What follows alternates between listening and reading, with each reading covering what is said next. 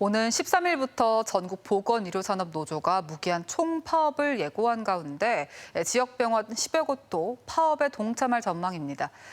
그런데 파업 찬반 여부를 떠나 파업에 따른 불편함을 이야기하는 기사는 많지만 정작 파업의 이유에는 관심이 없는 경우가 대부분인데요.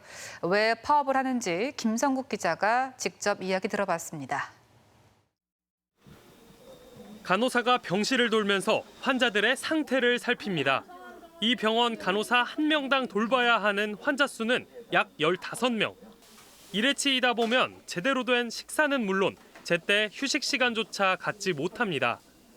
사실상 컵라면을 먹더라도 라면에 물 부어놓고 일하고 오면 30분 지나가지고 그냥 그대로 버리는 경우도 많습니다.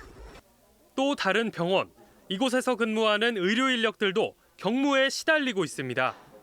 이곳은 간호사뿐 아니라 방사선사 인력도 부족해 최소 2명이 할 일을 혼자 하는 경우가 일상입니다.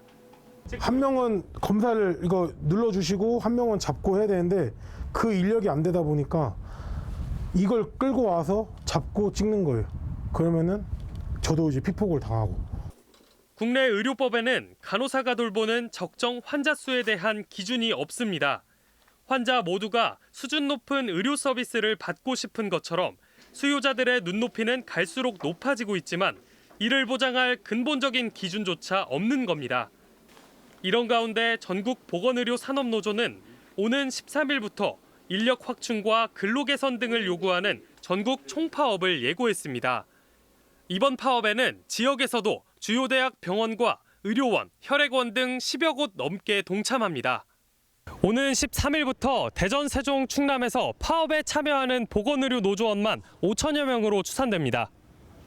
노조는 다만 총파업에 돌입하더라도 환자 생명과 안전을 지키기 위해 응급실과 수술실, 중환자실과 분만실, 신생아실 등에는 필수 인력을 투입하기로 했습니다. 또 의료기관 내 발생할 수 있는 응급 상황에 대비해 응급 대기반을 구성 가동하기로 방침을 정했습니다.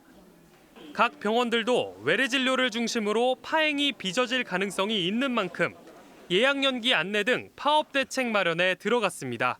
MBC 뉴스 김성국입니다.